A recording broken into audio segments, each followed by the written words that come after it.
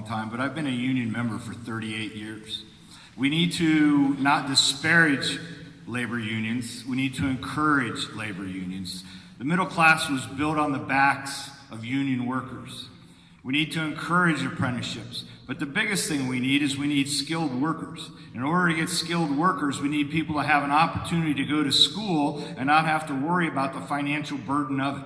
We need people to be able to go to public colleges and trade schools and tech schools and two-year schools tuition free, so that when they're done, they're not burdened by debts and they're more likely to stay where the jobs are, and the jobs will be here because we have the skilled workers to do the jobs. And again, we're in a crucial time in the next 6 weeks to 3 months for labor unions and union workers, and we need to maintain the importance and espouse the importance of labor unions and the concept of the good of the whole. Thank you. Max Delpia. I got a chance to talk to the IBEW business manager not too long ago, and he talked about Tom Reed's help. There was a $1.5 million project that came in here and had a lot of good jobs, a lot of good work that our folks could have done. But Tom Reed wanted to get the best deal he could for the taxpayer. Sounds good. Here's how it happened.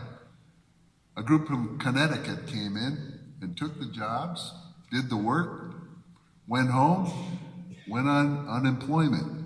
So all the money went to Connecticut, and then we paid their unemployment. So how'd that work for us, Tom? Really? Eddie Sundquist. So I first want to say I was in Olean, New York the other day and talking to a manufacturing company. One of the things that they said was, we've got work, but we have to send it out because we don't have enough skilled labor. And I know the question was about infrastructure, and I think that's part of it. Charles is right. We need a national program for infrastructure that focuses here on what we need locally. I've actually proposed through my campaign that we have a national reinvestment bank that municipalities can draw on to help rebuild our crumbling bridges and our fallen down our roads. I've also proposed that we have a fund to expand broadband in our rural areas. Our small businesses can't even take credit cards because there's no internet. And I've also proposed that we need to have incentives to increase the trades, to increase the skilled workers in our communities. We need to focus on community colleges and their manufacturing programs. We need to focus on union apprenticeship programs. We cannot get jobs because we don't have enough skilled workers currently. Thank you. Next question. I'm going to put this one out to whoever wants to grab it for 2 minutes. What will you do to help stall and reverse Jeff Sessions' war on recreational and medical marijuana? Ian Golden, you got it.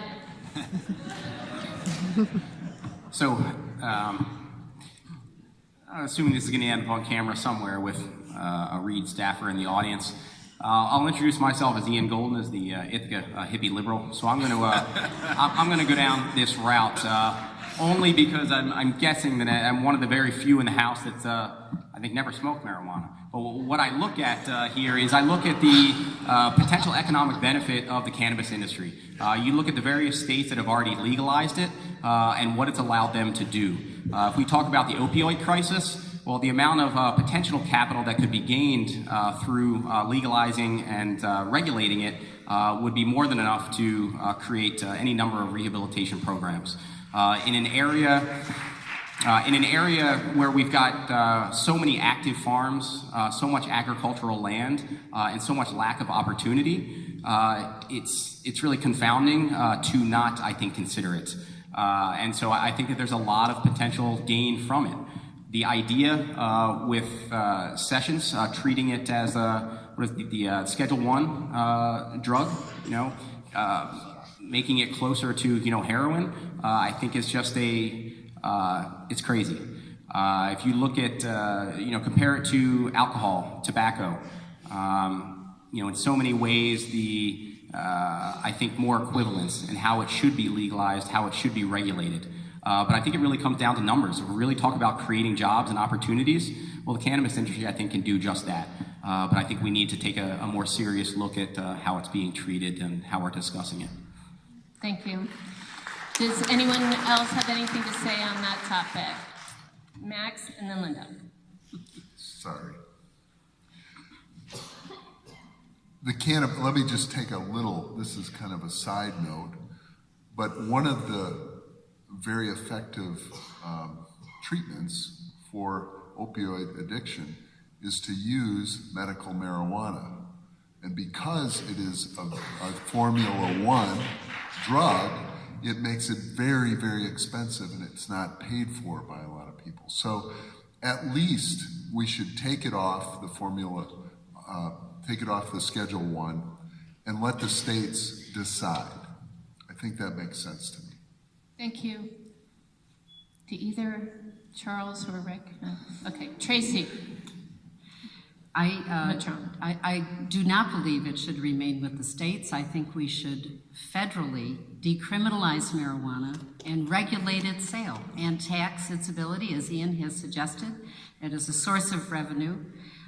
Since November 6th of 2008, I was injured in surgery on my right trigeminal nerve, and I have chronic pain. As I sit here talking to you now, my tongue is burning on the right side of my face. It aches all the way up in here. I was prescribed such a large number of opiates, I finally took them in a grocery bag back to the police station to drop them off. It is criminal that we have criminal laws for marijuana and a product that could help people with pain management with far less or no addictive qualities. Thank you. Thank you. Linda, Andre. I just want to add one point. The treatment for post-traumatic stress is marijuana, so our veterans need to have access to that drug. One other thing about the cannabis plant. Right now, we can't grow hemp for industrial purposes to make rope because the transportation of hemp, not marijuana, not the active ingredients of THC, but hemp cannot be transported across state lines. Thank you. May I actually up? May I? Sure. Okay, so hemp was a very important part of early United States. Okay, so I think that if we can find ways to use that in industry, then I think that makes perfect sense. I also have no problem at all with using marijuana for medicinal purposes. However, let me just tell you a little bit of my experience having spent time in Washington, D.C., and you can judge for yourself what to do about that. The recreational use there, since they decriminalized it, it is everywhere. It is on the streets, it is in the hotels, it is on the metro, it is on the bus. It is everywhere. And if you've got kids and grandkids, I don't think you want to have that around. And so I think if you do decriminalize it, then you need to think about the public health issues and deal with those. Thank you. You regulate it. Thank you. Rick Gallant. How will you approach such polarizing issues as gun control, climate change, and race, so that these critical subjects can be examined and discussed in a reasoned and evidence-based way? Well, it goes back again. We have to be willing, we have to be able to discuss all issues with everyone. We have to be able to, in the case of Congress, reach across the aisle and have good, solid, productive conversations about things. When we I already kind of mentioned about race, climate control, global warming, those are science-based issues. It doesn't take, and I said this the other day, I don't know if Max is a rocket scientist, but he's the closest one, much more than I am, to know that our climate is changing because of our use of fossil fuels. We have to get rid of, and I've signed a pledge to stop using all fossil fuels by the year 2035. We have to put money into other ways of fueling our towns and our cities. We have to find a way to not only convince, I think of that cartoon with the see no, hear no, say no evil thing. We have to convince people based on science that this is real, and we have to make the strides to take care of it. What was the third one? Race. I mentioned that one. Oh, gun control. In this particular district, we're extremely diverse. I support responsible gun ownership. I support, and the key word there is responsible gun ownership. I don't see a lot of reasons to have a bunch of assault weapons in your garage, but if you like to go hunting or you like to go plink at tin cans on your back 40, and I see no reason to prohibit that. We just have to regulate and maintain records and have a federal registry so that we know who's buying guns. You shouldn't be able to buy them if you have mental health issues. You shouldn't be able to buy them if you have past criminal issues. We have to find a way to have them taken off the streets because most of the gun violence actually occurs from secondhand gun ownership. And we have to figure a way to make sure that we understand where all the guns are. Thank you. Charles Wayland. So, one of the reasons why we have such a high mortality rate relative to other countries among our youth is because of guns. And in this race from the very beginning, I've said, as a member of the congressional staff, I signed a pledge to support the Constitution, which includes the Second Amendment. But the Constitution was written to protect our liberties and secure the blessings of liberty and our well-being. Now, all that is at stake with gun violence. And so I have also been an outspoken person on the stage in support of responsible legislative action that can be taken, such as the Giffords organization says that there are 9 legal and lethal items that we should be addressing, comprehensive background checks, and we'll leave it at that. Thank you. Oh, may I? Sure. So the science-based part, I'm so sorry. The science-based part, which is what I wanted to pick up on this to begin with. Right now, we are not permitted to do research, federal research, on gun violence. Right. Tracy Matrano. Well, I see this mostly as 2 separate questions unless we were going to talk about how wedge issues work, which really boils down to this. Those issues are designed to separate people, working and middle-class people who have a great deal of common interests. And it is used by special interests, indeed exactly the kind that fill Congressman Reed's coffers, to keep us divided in ways that would be much more important for all of us. Thank you. There are 5 major issues that I see this occur on in addition to gun control, which I hope another question comes along to answer separately. The same people who deny climate change, who oppose immigration reform, who favored this recent tax plan, who do not help health care to be a right for all, and are also the ones who want to abuse our land with fracking and maintain the fossil fuel monopoly. Those are not separate issues. Those are consistent issues across a line of people who are not the same people that we need to represent this district in a way to help it actually grow. Thank you. Anyone else? No. Okay. Max, you look like you're wavering. Are you? I am. One of the things that allows me to speak on Second Amendment rights is because I've been around guns my whole life, and I took the oath to support and defend even the Second Amendment. There are things that we can do as a society that I think most people agree with. We shouldn't have a background check that has a 21% loophole. It should be national, it should be instantaneous, and it should be searchable across state lines. It makes us safer as a society. And certainly there are other things as well. We should have people. I had 1,260 people that I was responsible for. I would no more issue a weapon to them if they were not current, qualified, and certified to do it safely than I would to take my keys and throw it to my grandson and say, take the car out for a ride. He's only 4 years old. Makes no sense. Thank you. Ian Golden. On the latter part, as this question's somewhat gone, on the focus on the Second Amendment, I think that focus speaks to a general, I think, loss of, trust in from the people, in our representatives. I think that they've become fairly disconnected. I think on the topic of Second Amendment, it's such a I think, core piece of people's identities. I think as rural Americans, whether it be hunters, and if it goes back generations in their family. And I think that the feel is that they're being cast as criminals, and their voices aren't being brought to the table.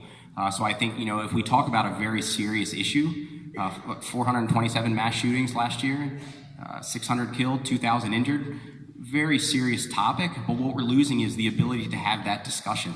And so, if we're going to talk about legislation, whether it be any of these pieces of that equation, but if it's, pertains to Second Amendment, then we really need to ensure that the people really do have a voice and are feeling represented. So if we're going to craft legislation, we really need to have the legal gun owners at the table. Thank you. Now you can all take a deep breath.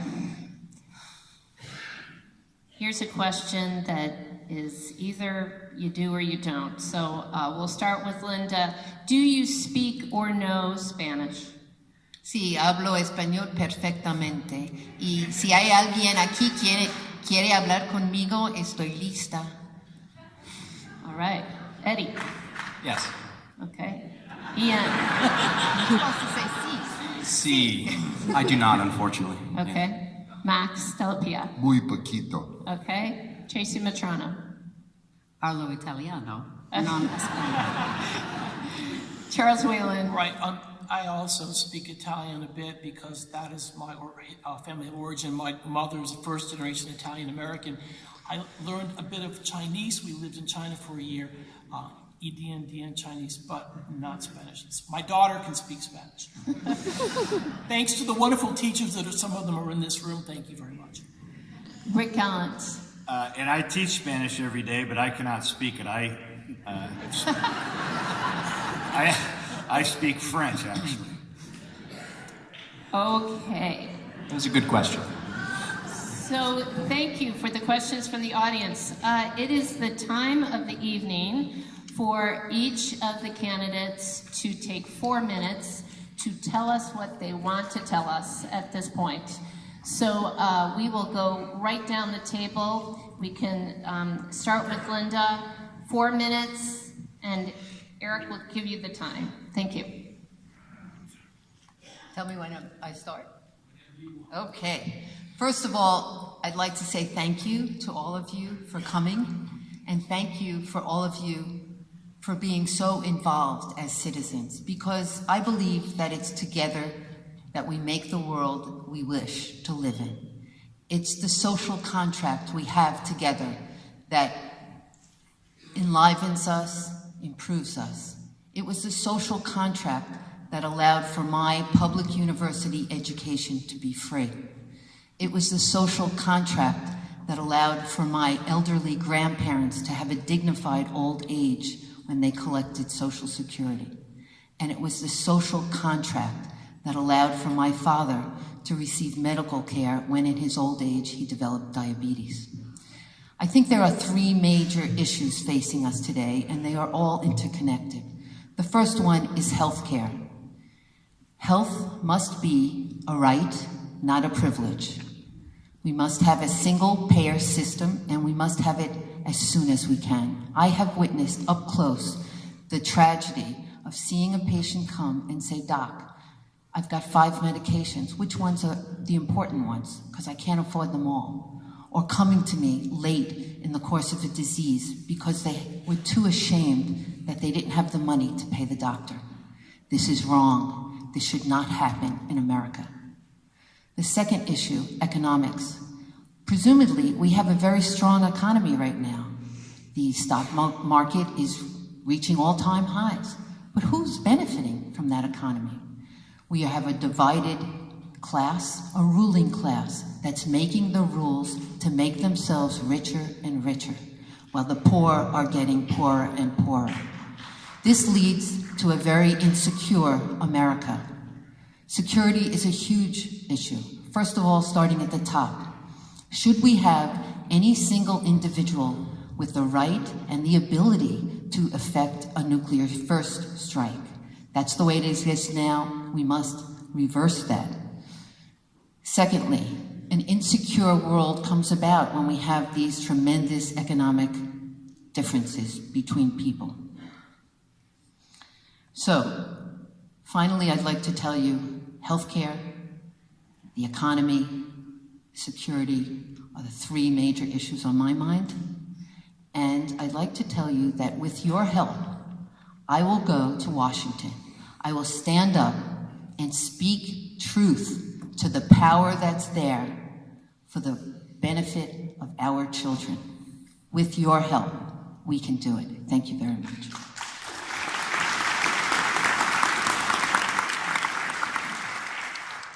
Thank you. Eddie Sundquist.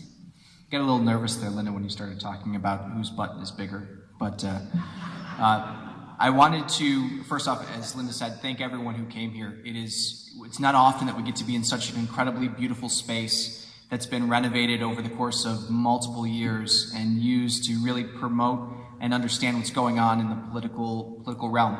It's not often we get to look in the crowd and see all of these wonderful faces and get claps and really get some feedback to it. So I'm very appreciative and wonderful, thankful that you all are here. And now I'll tell you, we didn't get a chance to really introduce ourselves, but I guess we get to do it at the end. But I jumped into this race being actually from here, from this district, because you may have remembered our lovely president, Donald Trump, went ahead and told everyone in upstate New York just to get up, leave your homes, go find jobs elsewhere. Exactly. See, a few in the crowd remember this. But what shocked me was not that the president was saying that, because at this point I just kind of expect those things.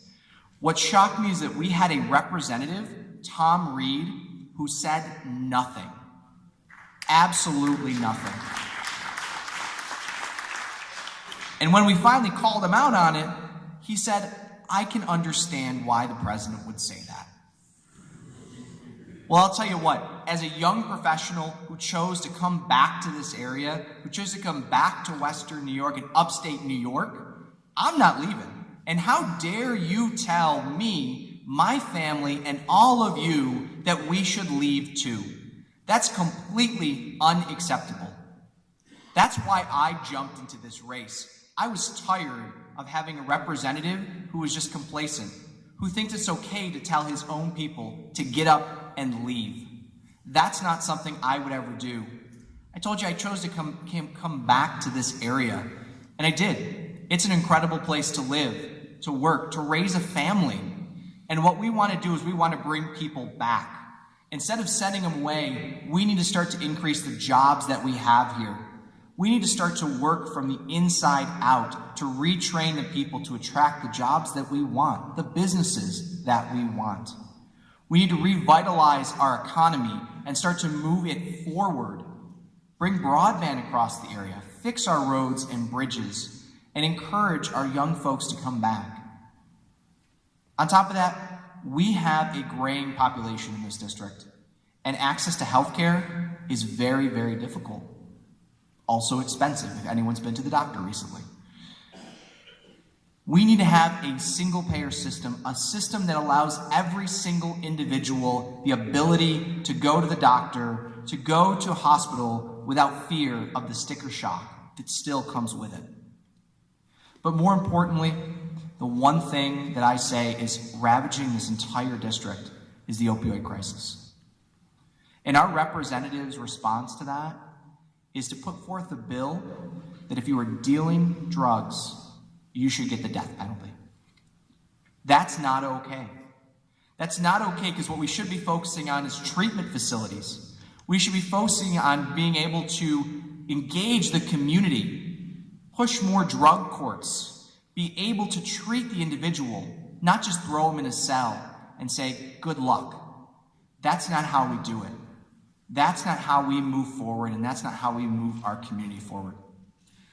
So as a representative, I'm honored to be here to fight for those issues, to fight for access, and to fight for healthcare, to fight to bring jobs back to this district, to fight for the people that are here, and to fight to bring people back. Because more than anything else, that's what we need. Thank you all very much for having us.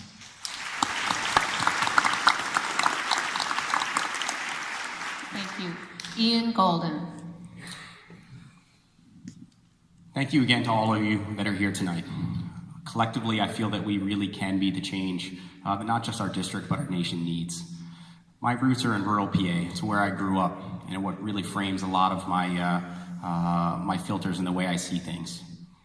I grew up in a school where our teachers were often absent on the first day of hunting season, where as many of my classmates were engaged in vocational trades as they were college tracks, and where the wealthiest among us were the roofers, where your word and hard work really mattered, and that's what matters to me. I feel like that reflects a lot of rural America, and a lot of rural America which feels like it's really being left behind. I'm here because I'm genuinely concerned about the future of my daughters, in so many ways unsustainable. This past year alone, one health plan after another that would treat my wife and my daughter as pre-existing conditions, where we're paying 33 times the price for a medication and we get it just a couple hundred miles north in Canada, where climate change is literally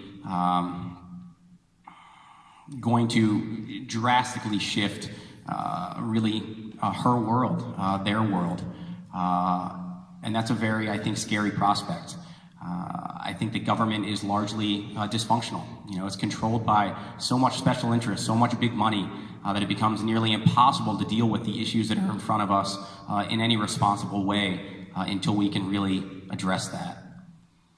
Going across the district, the reality is that a lot of places are having tough times. Rural medical centers are having very difficult times staying viable. They're struggling. The proposals that have been put forth this year aren't making it any easier or them more viable. People are really worried about jobs. You know, some of our largest employers across our district maybe are in the fossil fuel or defense industry.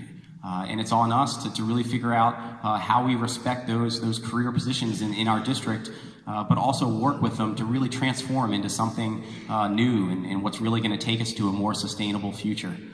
When it comes down to it, people really just, they want to work. Too many are working, multiple jobs at this point with unlivable wages, and it's just not sustainable. Healthcare, as we said, my background, I started as an occupational therapist. My background was in the healthcare industry. I saw the impact of medicine and expenses on families and households. As a small business owner over the past 12 years, I've done what I can to create jobs in upstate New York, to keep them here and to pay livable wages. But healthcare hasn't made it any easier. I've seen us, paying increasing. Sorry, a little distracted. Max got a call from Sue, but I think she'll call back there. But but I've seen both sides of it. We're paying more and we're getting less, and our healthcare outcomes are just getting worse. And I'm here to say that that's not okay. Education, across the district, I think we're all meeting with industries where there are skilled jobs out there, as Eddie said earlier. But the issue is that our workforce doesn't necessarily have the skills, where they can't stay drug-free long enough to really make it work. So I'm inspired to be here. I'm inspired by the individuals I've met in this community that are active and engaged. I'm inspired by those businesses that are taking us in the right direction, like Small Grid, like the individuals like Tam-Marie, who really stepped up to run for office and joining the mix.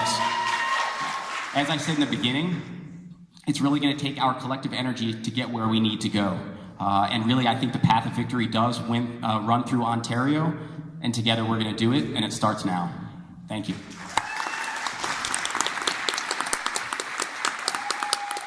Thank you. Max Delapia. Good evening. My name is Max Delapia, and I'm running for Congress to defeat Tom Reed. My wife Nancy and I live in Owego, Tioga County. We have 3 adult children and 2 grandchildren. The stakes in this election are incredibly high for your family, our families in this country. Let me give you some of my motivation just from my family. Alex, our youngest son, lives and works on a farm in Canada, in the district, and he struggles to pay for health care. That's wrong. We need to have single-payer Medicare for all, period, dot. Our middle son, or our middle child, is not a child at all. He's a captain in the Air Force, and he's flying out of Europe and he lives with his family and our grandchildren. And every morning I get up and I look at the news and I wonder what the president said or did or tweeted to make us and our families and his family and our grandchildren less safe. Last but not least, Mara, I said, is an incredibly gifted mechanical engineer, but she's a trans woman. And she should not have to be fearful for her life. That's not right, and I'll fight against it.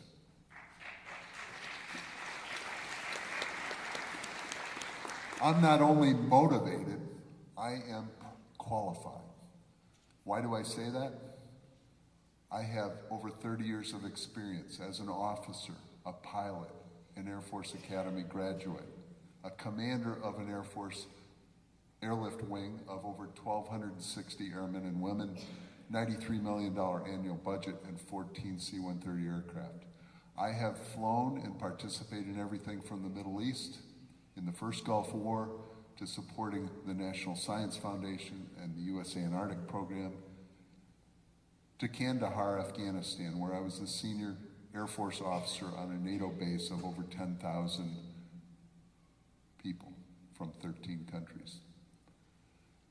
But I didn't just serve in the military. I was often doing a civilian job in the private sector and a reserve job. So I practiced law. I owned my own practice. I was a litigator.